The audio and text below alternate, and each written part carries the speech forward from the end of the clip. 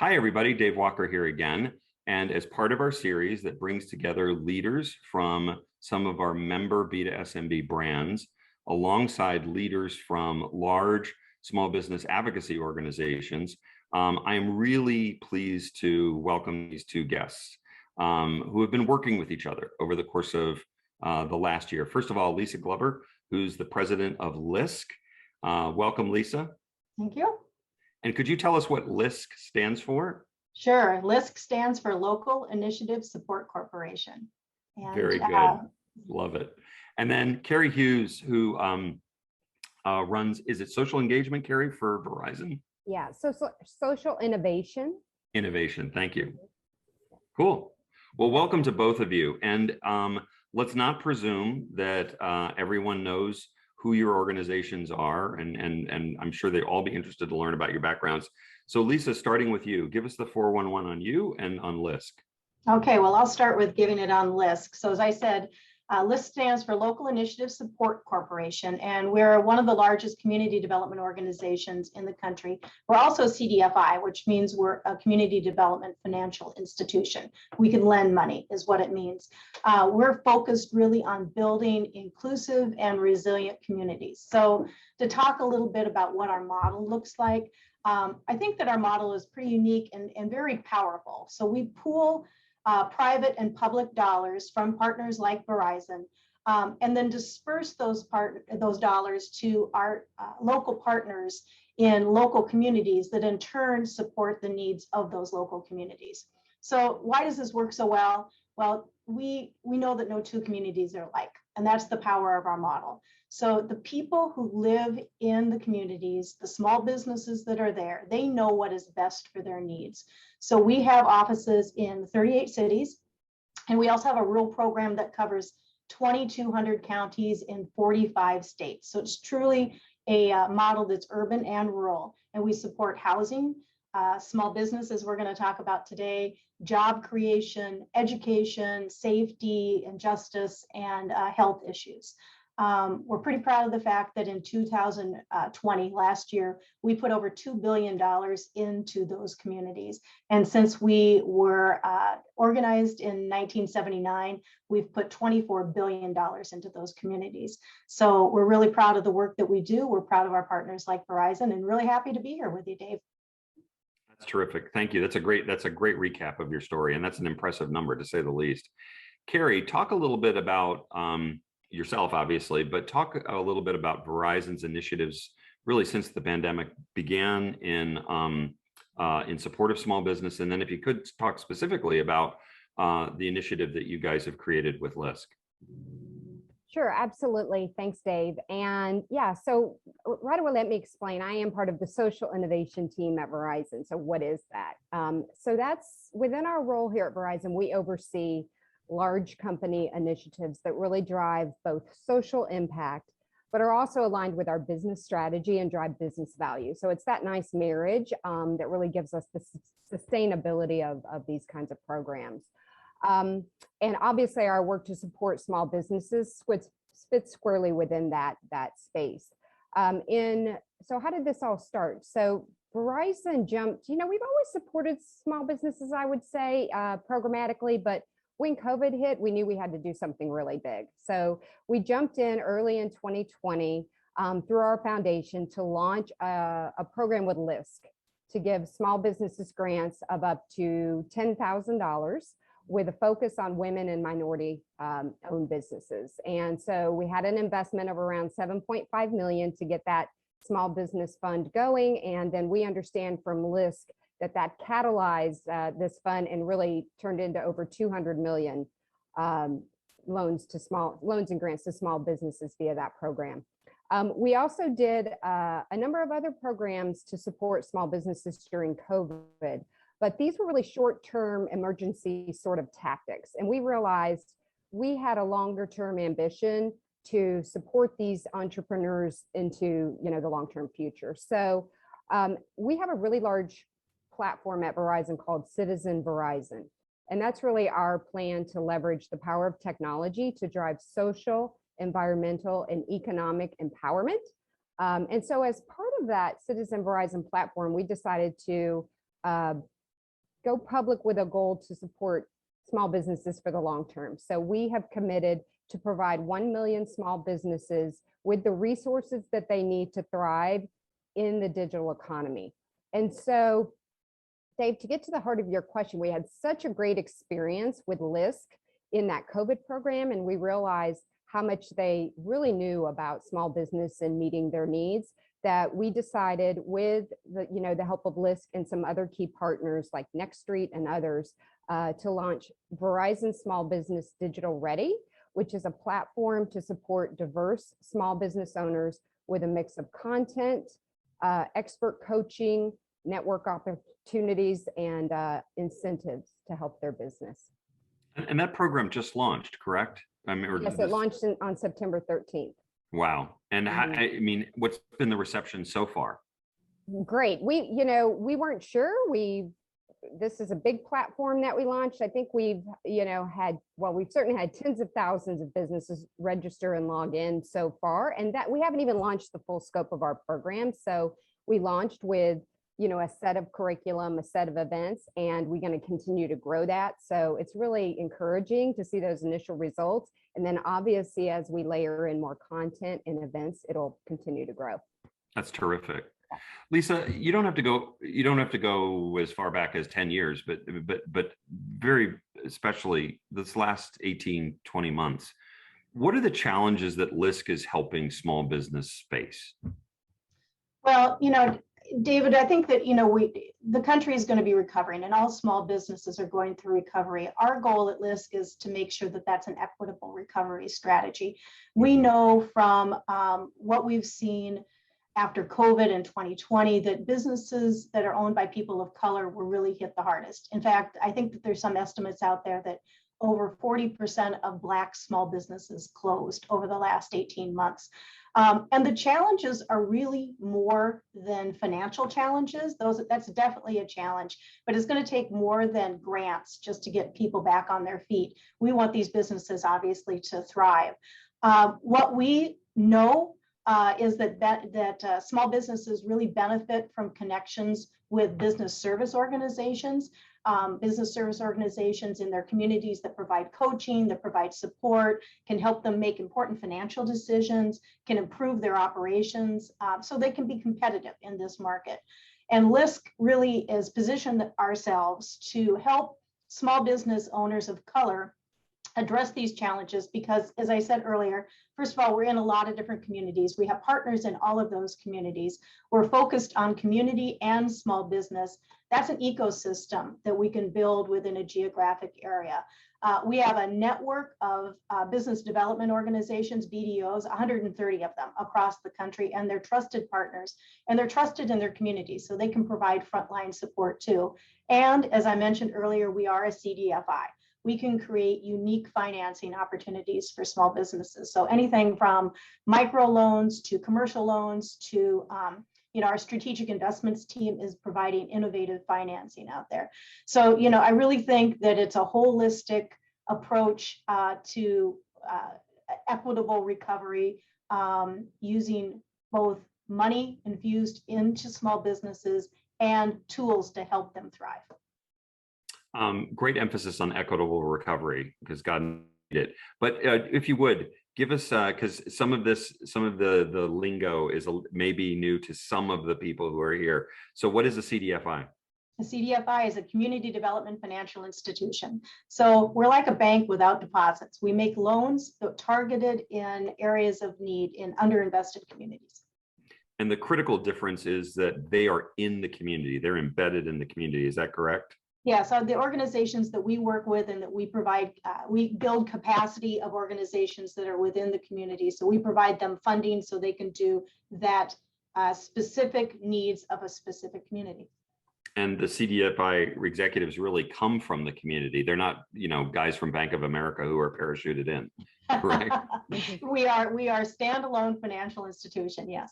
Okay, terrific. Thank you for the explanation. So Carrie, talk about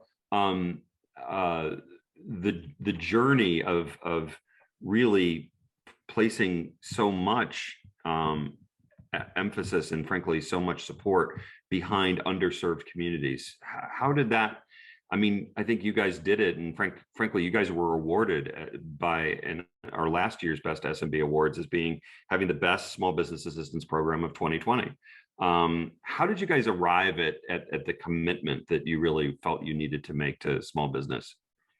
Yeah, so as I alluded to earlier, we really wanted to build a program to support small business well before COVID hit. We were, talking about this because as I'm sure most know that historically minority and women-owned businesses get only a fraction of the resources available to support their small business, whether it be access to capital, mentoring opportunities, access to peer networks and things like that. So we sort of knew we wanted to do that. And of course, then COVID came along, which Lisa, did a good job with the additional challenges that then these same businesses then faced as part of that.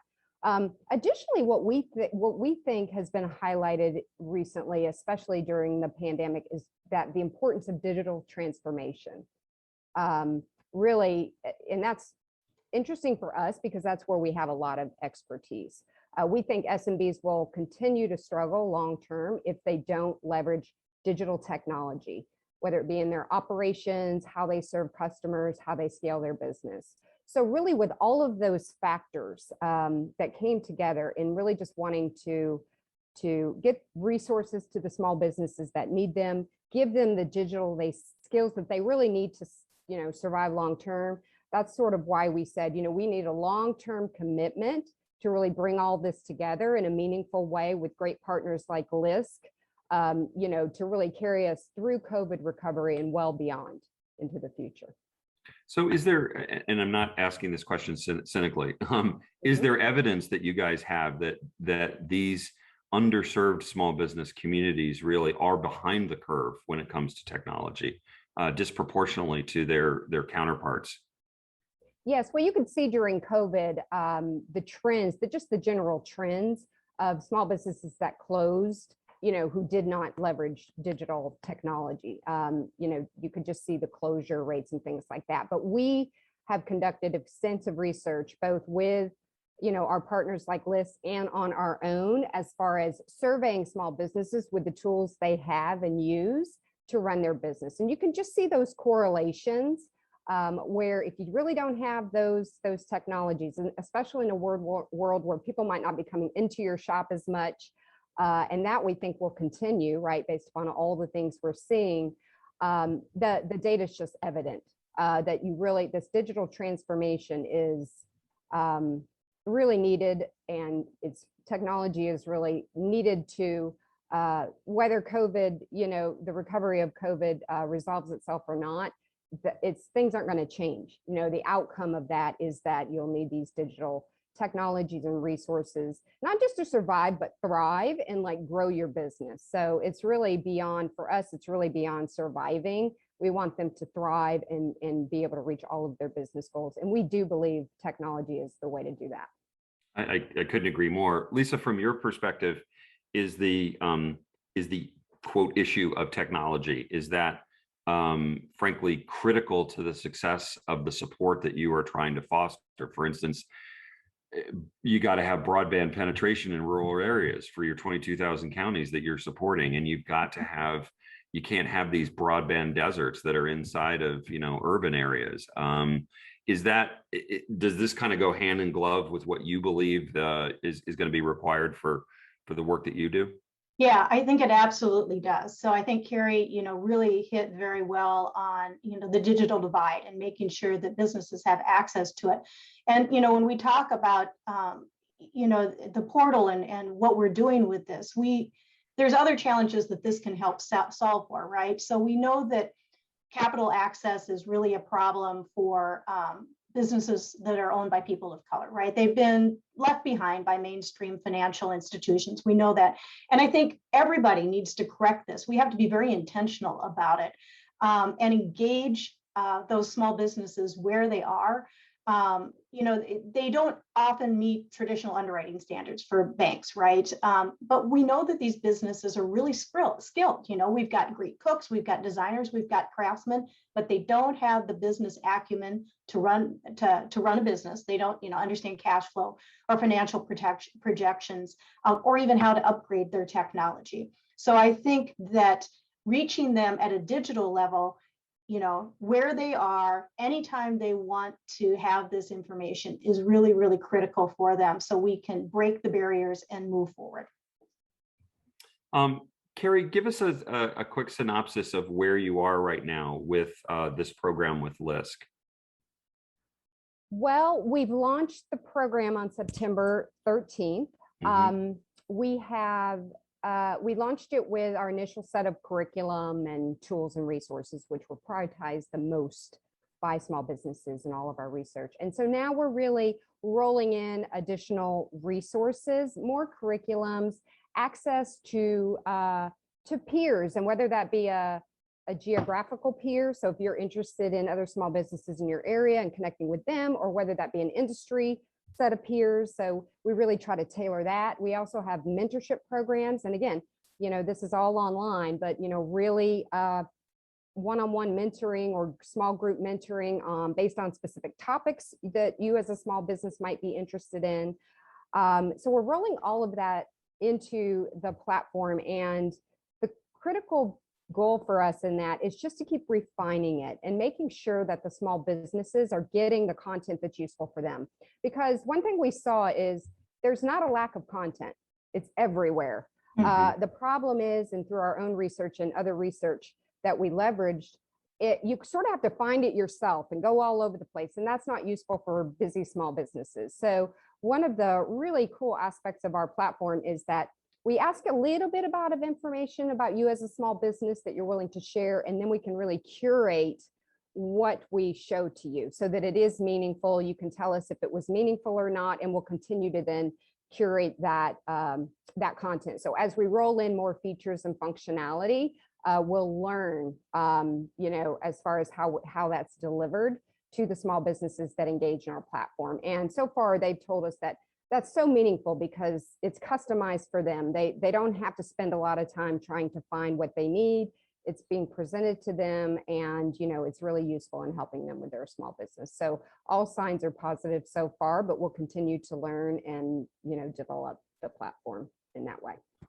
That's terrific. And Lisa, take us back to kind of the origins of this particular initiative, and maybe from a project management perspective, kind of break it down for us. And I know that you had a terrific partner in Next Street who is kind of helping to make this project come to life. But did you go to Verizon and say, hey, we really need a program that's going to help advance the technology savviness of our members? Or was it Verizon came to you and said, hey, we really need an outlet for what we think is this great initiative? Just kind of take us through to illustrate how these things start, because I think that it will be very instructive to our audience. Well, I'd say the first thing is that we had a partnership with Verizon already. So we were already having these conversations. As Carrie mentioned, they invested over $17.5 million towards small businesses with LISC for a grant program for mostly minority-owned and women-owned small businesses. So we were already having these conversations. So when they wanted to do something in the digital world, as Carrie said, they were able to come to us and say, what are your ideas?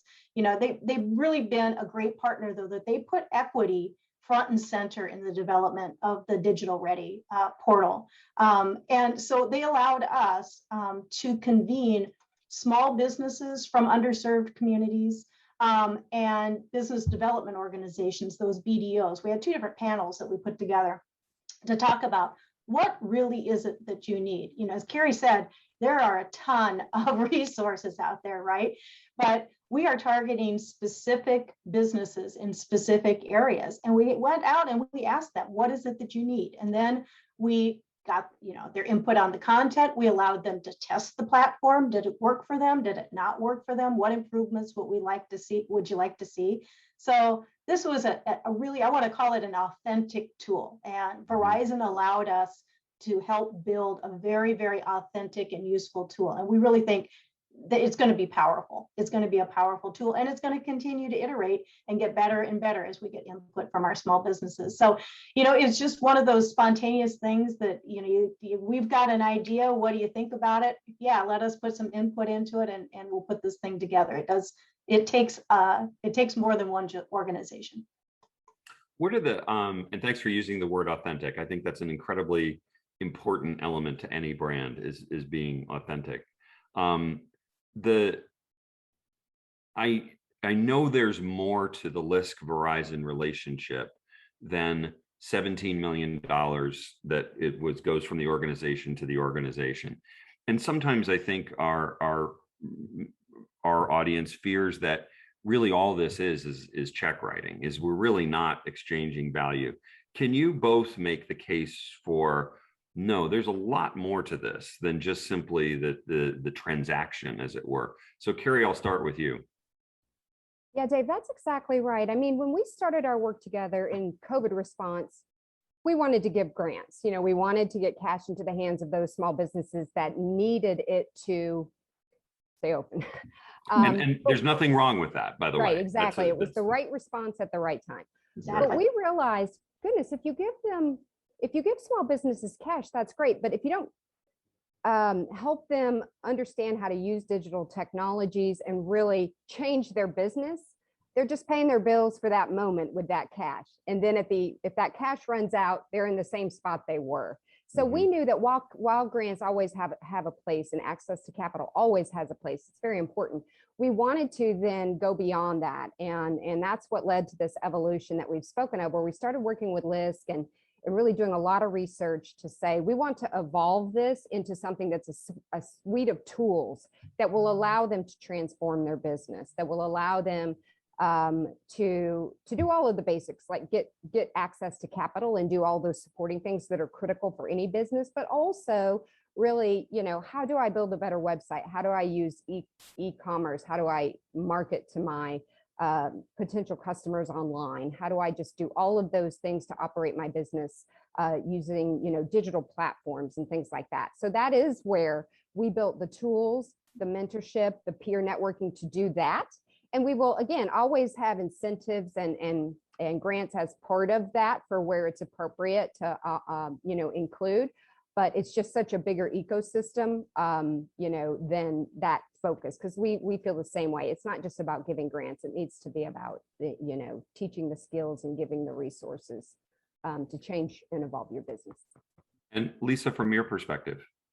So, I agree with Carrie. I mean, I think that, we met the moment with the grants, and we needed to help our small businesses survive, and we did that.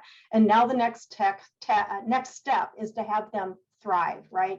So we've got everybody's attention. Everybody wants to do something. So we've got to be very intentional and looking specifically on what the needs are of those small businesses. So I think advocacy organizations, larger corporations like Verizon, the financial institutions that have always been active in these areas, we need to work together to rethink the systems that are out there and make sure that they're designed to support equality, and so that all of our small businesses can thrive. And I think that no organization can do it on their own, right? LISC cannot do this by ourselves. We need the expertise that Verizon brings to the table and the knowledge they do of the digital world. And then we can help deliver that. So I think, we need to be intentionally collaborative and very strategic about how we push forward with small businesses. And Lisa, again, props on the use of the word intentional. So as you look forward with intent at the next 18 to 24 months and the recovery of small business, what are those key issues that you really think need to be addressed collectively as a community of brands and advocacy organizations? Well, talking a little bit about even what's coming forward from small businesses and what we've got to support, right? So we have to look and see what the world's going to be like for our small businesses. We know that pace is accelerated, right? We moved to technology really, really quickly in COVID times. I like to call it the COVID times, right? But everybody's moving faster. We have technology out there. We need to have our small businesses keep up with this. Small businesses really are the pillars of our communities. So if they thrive, our communities are going to thrive, right? They're the driver of wealth creation and jobs, good jobs in their own neighborhoods. And they're bringing some high quality goods and services to their communities. So we have to think about that as we design what it is we want to do. We also know that the pandemic brought more people leaving the corporate world and trying to start their own businesses. And we want to support that. And digital tools are going to be more critical, especially with the top populations that we're trying to target at LISC. People that work non-traditional hours, they're juggling multiple jobs. They need a flexible resource like Digital Ready. And so, I think we're going to have to create more and more of these critical resources for small businesses. And it's going to take that partnership as we look to the future. Terrific answer. Carrie, how about from your perspective? Yeah, from our perspective, we really have a principle at Verizon, which I imagine most corporations that do these kind of programs have, and that's, to design with, not for. I mean, we're a huge corporate company and we serve small business customers well, but we're not a small business. So it's really important for us to have close partnerships with organizations that support small businesses and really bring those small businesses in. They have been engaged. Lisa mentioned the councils we've put together, the advisory organizations, to really help us design and launch this platform, Digital Ready. And so we're trying to involve them, get feedback from them along the way. We want to keep them on this journey with us for the 10 years, of this commitment to sort of continue to learn and improve the platform. So LISC has really been critical for us in that way, to bring that trusted relationship to these small businesses. Small businesses know that LISC would not be involved in this if it wasn't an authentic and meaningful program for them. And so that really has been, just really the heart of how we've developed this program. And we think, that any other corporate partners that would want to get involved in something like this, we welcome them. The more the merrier, that we can bring together that collective impact. We're happy to do that. That's sort of what happened with the grant program with COVID, is that other corporate partners got involved, and that would be great to see here as well. So that tees up my last question. And again, both answer. Lisa, are you bullish on the future of better relationships, better partnerships, frankly, as rich as the one that you've created with Verizon? Are you bullish on that as, yeah, this is going to really start to snowball and really become more part of the ecosystem, kind of this sharing between the brands and the advocacy organizations?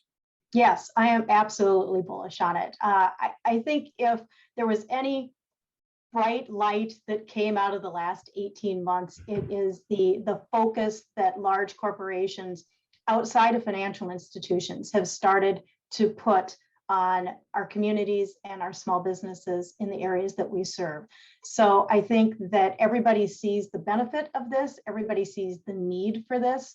And, I'm particularly grateful to organizations like Verizon for stepping up first and showing that this is a great thing to do. I think it's going to bring others into the market to work with us. And I am particularly thankful that Verizon was able to be one of the first. So Carrie, you know what we think about it. It's great. Carrie, how about you? Yeah, we're very optimistic, on this program and others like it that really, can help small business through the long term. So we did a survey recently where the majority of small businesses that we surveyed feel like they're in a better place now than they were a year ago, and they feel like they'll be in a better place a year from now. But we know to get them there, we've got to bring the right resources to them, make sure they have the tools they need. And so that is really the point of all of this, is bring the partnerships together that need to occur, bring the companies that are willing to partner, and just create resources that will help these small businesses get to where they want to be post-COVID. And we know that we have to come together to do that. Any one company can't do it alone. Any one partner can't do it alone. You've really got to combine and create everybody bringing their strengths to the table to make it happen at this kind of scale that it needs to happen to really move the needle and help small businesses. Well, in the spirit of TED Talks, you guys nailed the 3 I's. You informed, you instructed, and you inspired. Thank you both for doing this. Lisa, it's great to meet you, and thank you for doing this. Absolutely. Thanks. It's our pleasure to be here. Absolutely. And Carrie, as always, terrific partners at Verizon Business. Thank you for doing this. Okay, absolutely. Thank you, David. And thank you, Lisa, for the partnership. Thanks, Carrie. All right.